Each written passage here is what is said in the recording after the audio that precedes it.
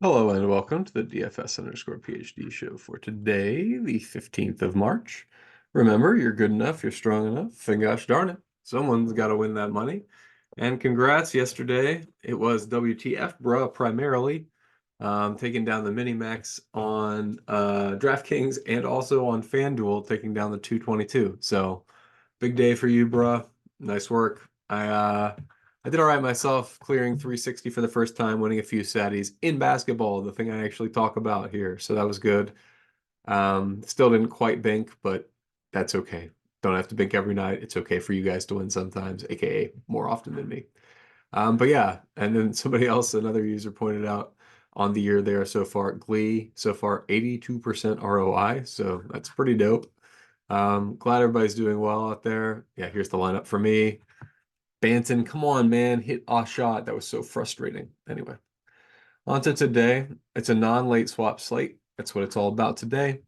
And thus, we have some interesting things. Number one, this last game is a little bit too slow. So first of all, they have pushed the beta live for SaberSim, and it still had some unfixed errors. So that's a little frustrating. One of the unfixed errors is we can't do the thing I like to do, where I see Atlanta, Utah, and I go and I look up NBA pace, and I go to this website I always go to, and I look up Atlanta Hawks 119, Utah Jazz 119. Why is the projection 112 to 111? It should be 119 to 118. So I want to be able to change that. I want most of my exposure to this game. It should be like 119, 118. I should hit apply changes to games, go over here, get the subset I like. A bunch of dudes should be changed. It's not that way. So anyway, for now, I am manually adjusting the top dudes from this game to reflect it, which is mostly Keyonte George, Colin Sexton, and then a little bit of Walter Kessler. So Walter Kessler played 30 minutes the last time Utah played Atlanta, and Atlanta had Bruno Fernando as the backup at that point. It was February 27th. So at 0.6%, I don't know how you don't have a fair amount of Walter Kessler just in case he gets 30 minutes again. Yes, that game was a blowout, but I mean, that was already, do I still have it up? The popcorn machine? No, that's not the right one. I think I have another one up over here though. This is the right one. So when does Kessler come in? Kessler is playing here already when it's not a blowout. So they had him in and they opting to go with him and alongside John Collins. So that's the other important thing to look here. While they were still not giving up in the second half against Atlanta, they decided to go John Collins at the 4 for how many minutes here? 4 minutes. It was a -6. It didn't really work, but neither did anything else they tried. And if they just go back to the well and try that again, because I mean it didn't not work. It was a -6, but the -6 was already when they were kind of giving up. It was even other than that, and the whole game was not even before. I mean, John Collins was a net -20. So those minutes, you know. So anyway, I think number one, can't be bullish on Collins minutes because him at the 4 also is lower usage, less rebounds alongside Kessler. They're playing alongside each other. That's pretty rare. So they've been doing a lot of Collins at the 5 recently. That's what they started with in the last game. Wouldn't be surprised to see a late starter change and have Kessler in the starting lineup. And if you get 0.6% Kessler, anyway, I'm gonna be 23% Kessler. That's one of my big stands on the slate. And this, so the other part of that is the top end guys are just underprojected. You should have a ton of Keyonte George, a ton of Colin Sexton, a ton of Jalen Johnson if he plays, and if he doesn't play, who cares? That he was a good play if he had played. Bogdan, same thing. You can take a smidge. I don't know about Hendricks. His price is right. That's why we keep him in there. If he does play, he probably plays 30 minutes ish. But I don't know. It's risky, obviously, on a non-late swap slate. So we'll see if he's still questionable after shoot around. We'll see if I keep him in the pool at all. So the other thing to do on a slate like this is we have the Clippers starting at 5 o'clock. And the Clippers are notoriously weird and BS about their starters, right? So last game, it was like one of them was questionable and the other one was like probable. And it turned out the questionable guy played and the probable one sat or something weird. So don't read into the symbols, but do read into the following. The top 3 Clippers stars, granted, in not a very great spot, but they are all 0.2 to 4% expected ownership right now. Does that seem right? You think there's that low of a chance one of those guys pops off for 50? I don't think so. I think it's much higher than that. So For me, I'm biasing the distribution of Paul George, Kawhi Leonard, and James Harden upward by several points. I think it's disrespectful the projections they had for these guys. So, going to have some shots on the Clippers stars. I did add my rule. I'm going back to doing a fair amount of rules because, yeah, why not? I mean, aside from the center forks, which I think maybe they are handling correctly now, I think that yeah, 2 out of 3 Clippers stars is a pretty good rule, and so we're going to do that here. Also, make sure that your lineups are properly segregated in the case that, one of these guys does sit, right? Because that's one reason people are staying away from them. It's not just they think they're bad plays, they think they sit. So yeah, at center, I just think we have a bunch of people mispriced. We'll see how much I lean into this. If it's the only advantage on the slate, it might be my only plays at center are like Zubac and Kessler. Because so Zubac played 17 minutes in the first half of the last game, and we're projecting him for 28 here. What are we doing? I mean, it's just wrong, right? I mean, that he was on a time limit 2 weeks ago. It's been a while, man. I mean, like he played more than 28 minutes in the second to last game. But regardless, I mean, the preferred orientation for this offense of Clippers, especially against Valanciunas on the other side, maybe not against Larry Nance, but I mean, they've been really playing well with Zubac recently. I wouldn't be surprised to see them stick with Zubac for 30 plus minutes. And if he's 2% owned, honestly, let's check it out. So I've said it a couple times already. What are you guys doing at center? Like, where's the ownership going at center? Jonathan Isaac? What a joke. Don't, what kind of minutes is Jonathan Isaac seeing? This is nuts. You guys are all crazy people. If he's the chalkiest center on this slate. Okay, he got 20 minutes in the last game. Good for him. I'm glad Jonathan Isaac is, I mean, are we projecting him for more than that? No, 19. He's fine, but at 25%, get out of town. Jovic? Larry Nance? Like, what am I seeing? These are all just jokes. Y'all are being jokes today. I don't understand any of this. Like, I don't understand you guys today. You're all punting center? Like, what are we doing? 10% Mo Wagner? That didn't work. What? I don't understand anything about these ownerships right now. I don't suspect these are correct. Please make a note in the chat if you have a good chalky center that you expect to be happy. I mean, okay, chalkiest player on the slate, I agree. Keyonte George. Second chalkiest, I also agree. Pretty good. Dejounte Murray. I'm not getting there because I have other guys at the top, and I'm going a little bit more probably spread, I would guess. Jonathan Isaac. Ugh, jeez. I can't. I might have to unclick that, man. What are you doing 25%? But yeah, Ivey, Sasser, these are fine. Wait. Yeah, Chalk Sasser's fine. He get points. Fontecchio, what's the situation there? He burned us all the last game, but is the guy out again? Or is the guy in?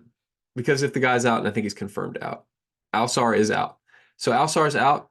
You can't, I mean, yeah, you got to go back to the well. I think, yeah, 38 minutes. How many are we projecting it for? This is not 38 minutes. This is 36 minutes. So 2 more, and I think a little more usage for him. At least 30 for Fontecchio. I know he burned us all. He's still, I mean, one of the top plays on the slate as long as Alsar is out. I mean, because 30 is low. What he's missing every shot if he's scoring 30. You know what I mean? Like, what is the court IQ for Fontecchio? Yeah, let's just look him up on Detroit. Because he never really gets those minutes. So we just have to look, what would it be like if he did get 36 minutes regularly? I think he would get a lot of points. I mean, maybe I have to say with Alsar out. Do I have to say that? I don't know. But no, Fontecchio, 32 points. You know what I mean? Like, it's just a lot of points he gets from being on the court, and that's 32 and 36.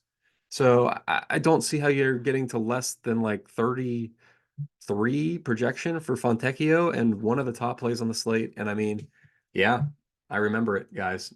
It hurt. Let's look it up. What was the exact stat line there? What was the exact like shooting percentage? He was 2 for 7 from threes, 3 for 11 field goals. I remember. And look, 0 assists, 0 steals, 0 blocks. We got unlucky. On the season, he's averaging more. You should expect a couple, maybe a few assists, but also stocks. He gets a point. He gets a stock a game on average. So we got unlucky. He is more of a comp for Alsar than you think. And so anyway, he's like an Alsar that can also shoot the three. There's very high upside with Simone. You saw it a few games ago. He won you GPPs. You saw it that kind of performance against the Heat. He would have won you a GPP. I gotta have him in at least 45%. I don't know. He's a great play today, just like he was when he let us all down.